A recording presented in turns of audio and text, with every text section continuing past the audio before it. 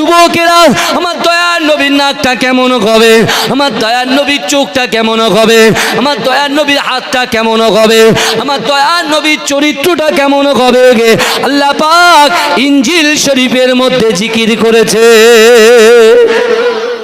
এজন্য বলেন চিন্তা করেন, আমার দয়ার নবীর ইজ্জত সম্মান আমরা কোরআন হাদিস থেকে তো অবশ্যই শুনবো, সিয়াসিত্তার হাদিস থেকে তো অবশ্যই শুনবো, কিন্তু আমার নবীর মানটা দেখেন।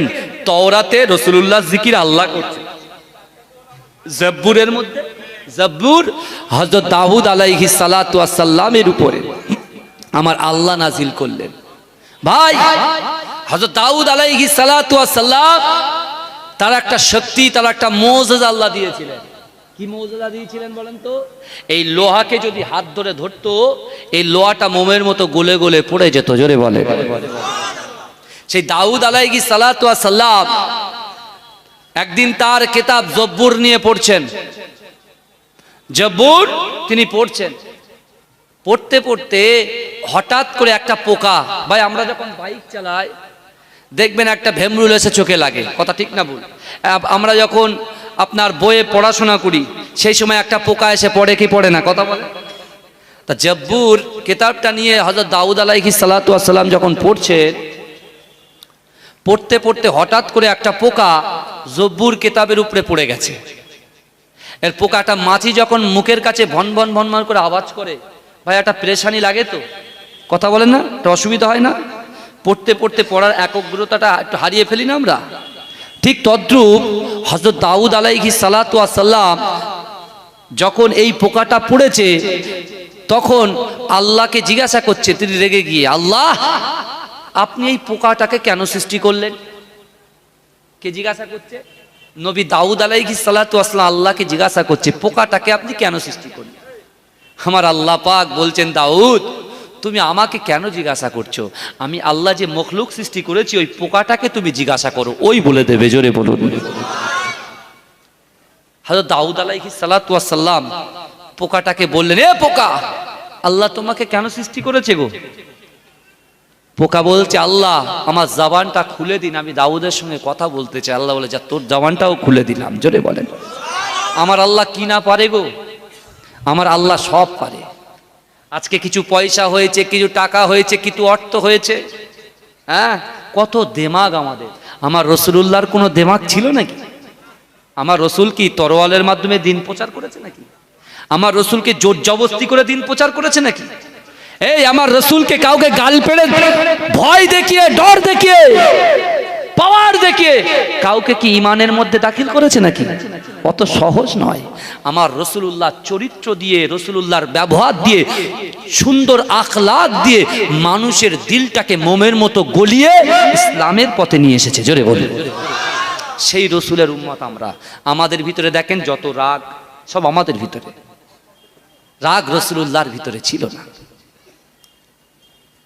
আমার ভাইজানেরা, ও নবী পাকের উম্মত উম্মতিরা, ও নবী দেওয়ানরা, আল্লাহর কোরআন জানিয়ে দিয়েছে, বিসমিল্লাহির রহমানির রহিম, ইন্নাল্লাহা লা ইউগাইয়িরু মা বিকওমিন হাত্তা ইউগাইয়িরু মা ফি আনফুসিহিম। ও যুবকেরা, ও নবী পাকের উম্মত উম্মতিরা, তোমরা যারা জিনার মধ্যে জড়িয়ে আছো, তোমরা যারা সুদের মধ্যে জড়িয়ে আছো, তোমরা যারা খারাপ পিকচারের মধ্যে জড়িয়ে আছো, তোমরা যারা পিতা মাতাকে কষ্ট দিচ্ছ, তোমরা যারা নামাজ পড়ছো না, তোমরা যারা বড়দেরকে সম্মান করছো না, বড়রা তোমরা যারা ছোটদেরকে ভালোবাসো না, ও যুবকেরা, ও নবী পাকের উম্মত উম্মতিরা, আল্লাহ পাক রব্বুল আলামিন ওই সকল বান্দা দিগকে জানিয়ে দিলেন, ও আমার বান্দারে, আমার বিশ্ব নবী রাসূলুল্লাহ সাল্লাল্লাহু আলাইহি ওয়াসাল্লামের উপরে আমি আল্লাহ যে কোরআনটাকে নাজিল করলাম, ওই কোরআনের মধ্যে পরিষ্কার ভাবে তোমাদের কাছে আমি উপস্থাপন করলাম, ইন্নাল্লাহা লা ইউগাইয়িরু মা বিকওমিন হাত্তা ইউগাইয়িরু মা বিআনফুসিহিম। যে জাত, যে কওম নিজে পরিবর্তন হবার চেষ্টা করে না, আমি আল্লাহ পাক রব্বুল আলামিন ওই জাতি, ওই কওমকে কখনোর জন্য পরিবর্তন ঘটাই না। ও যুবকেরা, ও নবী পাকের উম্মত উম্মতিরা, আমার দয়ার নবীর আখলাকটা একটু ভালো করে ফলো করার চেষ্টা করুন। বিশ্ব নবী রাসূলুল্লাহ সাল্লাল্লাহু আলাইহি ওয়াসাল্লাম সাহাবাদের মাঝখানে আমার দয়ার নবী বলতে লাগলেন, ও আমার সাহাবারা, এমন একটা জামানা আসবে যে জামানাতে ঈমান রাখাটা বড় কঠিন হয়ে যাবে। ও যুবকেরা, ও নবী পাকের উম্মতিরা, বিশ্ব নবী রাসূলুল্লাহ সাল্লাল্লাহু আলাইহি ওয়াসাল্লাম সাহাবাদেরকে জানিয়ে দিয়েছে, ও আমার সাহাবারে, না না না, শেষ জামানাতে যখন ঈমান রাখাটা বড় কঠিন হবে, সেই সময়তে তোমরা কোরআন এবং হাদিসটার দিকে তাকিয়ে থাকবে।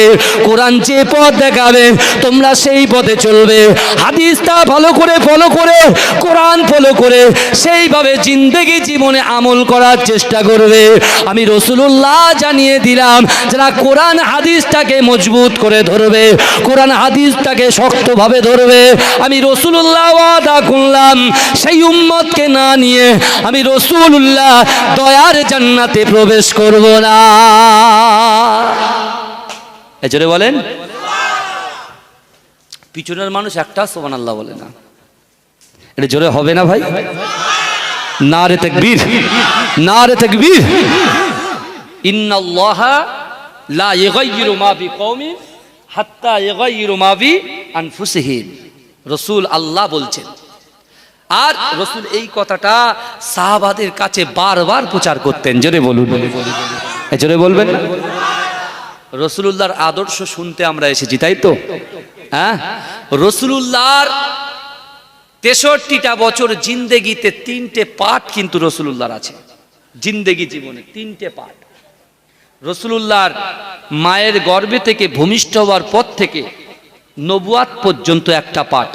নবুয়াতের পরে আমার রাসূল যখন নবুয়াত পেয়েছেন, তারপরে রাসূল মক্কা জীবনে 13 বছর ছিলেন।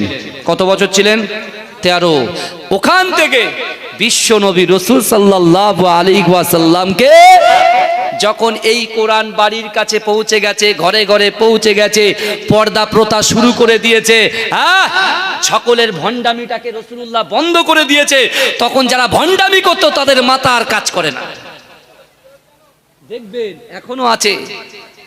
যদি বলি মিনি মার্কেট বন্ধ করে, কিছু যুবক বলে ঠিক বলেছে হুজুর, আবার কিছু যুবক বলছে হুজুর এটা তো ঠিক হয়নি। যদি যারা নামাজ পড়ে না তাদের যদি একটু নামাজের তাগিদ দেওয়া হয়, হ্যাঁ, ওরা মনে মনে করে হুজুর এটা ঠিক করলো না তো। আরে নামাজ পড়ার তো একটা সময় আছে, নামাজ পড়ার তো একটা সময় আছে। সবে তো মাত্র 20 বছর বয়স, সবে তো মাত্র 25 বছর বয়স, সবে তো মাত্র 35। হুজুর অনেক দিন বাঁচবো, আপনার কাজ আপনি চালিয়ে যান, আমার কাজ আমি চালিয়ে যাই। ভাই আমাদের এলাকায় আজকে একটা ব্যক্তি মারা গেলেন, বয়স কত জানেন? 35 বছর বয়স। 35 থেকে 36 বছর বয়স হবে, বুঝলেন না? লক্ষ লক্ষ টাকা ইনকাম করেছে, 2 হাত দিয়ে শুধু ইনকাম করেছে। 3টে মেয়েকে রেখে চলে গেল। বলেন এ যুবক, আমরা যারা টাকার পিছনে ছুটছি, তুমি বলো আজ যে ছেলেটা ইন্তেকাল করলো, লক্ষ লক্ষ টাকা রেখে, জমি জায়গা রেখে, ছেলে বউ মেয়ে বউ রেখে চলে গেল, এখন বলেন ওই জমি কি তার কবরে চলে যাবে নাকি? কথা বলে, জমি তার কবরে যাবে? তার ছেলে মেয়ে কবরে যাবে? তার সাথে কি যাবে? আমল যাবে। আমল যে যাবে, তা আমাদের যুবক বয়সে তো যত বদখসলত তো আমাদের কলিজার ভিতরে ঢুকে বসে আছে। ভাই একটা জিনিস মনে রাখবেন, পৃথিবীতে যত ওলামারা আছেন, সকল ওলামায়ে দ্বীনদের একমত, আমরা যে মাসলাকের উপরে আছি, মুজাদ্দিদ জামান আমিরে শরিয়াত আলা হাজরত দাদা হুজুর পীর কে রহমাতুল্লাহ আলাইহি, আমি মুজাদ্দিদ জামানকে আগে বলছি কারণ অনেকে প্রশ্ন করতে পারে, কমেন্ট মারতে পারে, এরা শুধু মাইকে উঠে শুধু মুজাদ্দিদ জামান করে। অনেকে কিন্তু কমেন্ট করে, আমি তাদেরকে করজোড়ে হাত জোড়ে বলছি, ভাই এরকম কমেন্ট করবেন না, আপনি গুনাহগার হবেন। আমরা ওলিদেরকে বিশ্বাস করি, সারা পৃথিবীতে, সারা